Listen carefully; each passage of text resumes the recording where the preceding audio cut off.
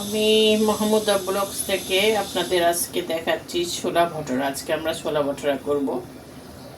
ছোলাটা রান্না করে দেখাচ্ছি, ভটোরাটা পরে করব। আমি কাবুলি ছোলা সিদ্ধ করে রেখে দিয়েছিলাম ডিপ ফ্রিজে, আদা রসুন লবণ দিয়ে সিদ্ধ করে রেখেছিলাম। এখন এটাকে আমি রান্না করব।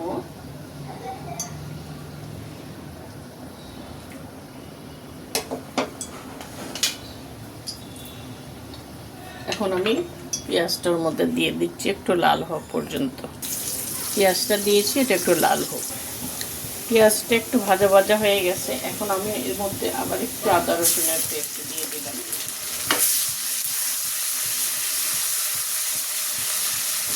এটাকে একটু ভালো করে আবার একটু ভেজে নেই, গন্ধটা যাতে দূর হয়। এখন এর মধ্যে আমি একটু আলু দিয়ে দিচ্ছি। একটা আলু আমি এভাবে কেটে দিয়ে দিচ্ছি। এটাকে একটু ভেজে নেই।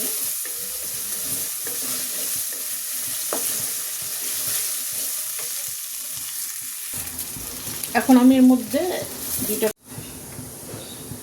মধ্যে দুইটা টমেটো দিয়ে দিয়েছি। এটা এখন আমি এর মধ্যে একটু পানি দিই, তারপরে একটু মশলা দিচ্ছি।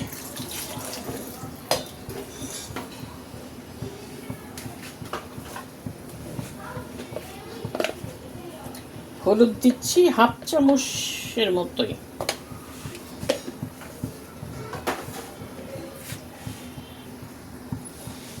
এখানে আমি কাশ্মীরি মরিচের গুঁড়া দিচ্ছি, 1 চামচের মতো কাশ্মীরি মরিচের গুঁড়া দিই।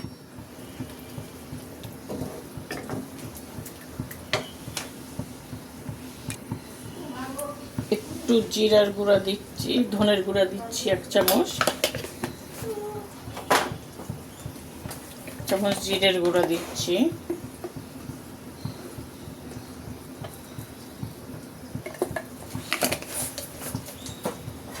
একটু গরম মশলার গুঁড়া দিচ্ছি।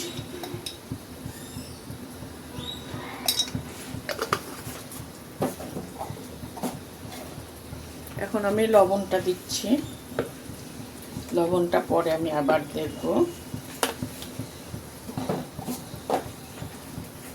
একটু ভালো মতো আমি একটু মশলাটা কষিয়ে নিচ্ছি।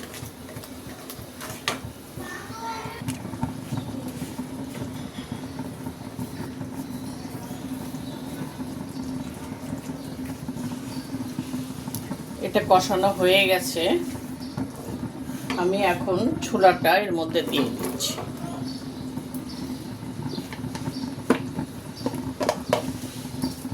এটাকে দিয়েও আমি বেশ কিছু সময় কষিয়ে নিই।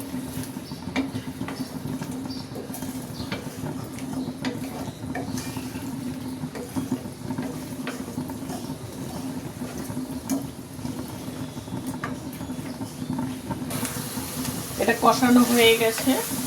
আমি এখন একটু পানি দিয়ে দিচ্ছি। যে দেখেন তেল উঠে গেছে, আমি একটু পানি দিয়ে দিচ্ছি।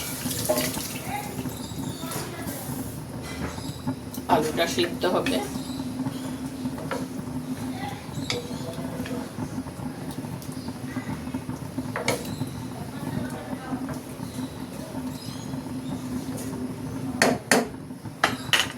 এটা ফুটলে আমি চুলাটা একটু আস্তে করে দিব।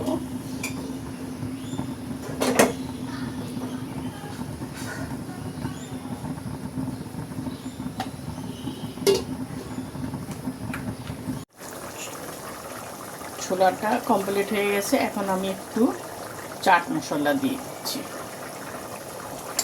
উপর থেকে একটু চাট মশলা দিয়ে দিই।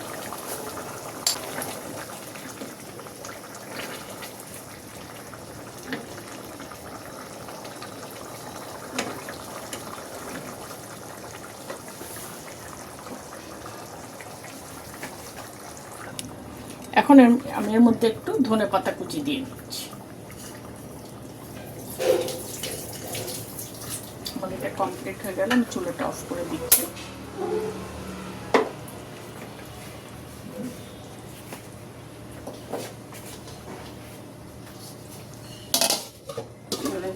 আপনারা পছন্দ হলে লাইক দেন, শেয়ার করেন। আল্লাহ হাফেজ।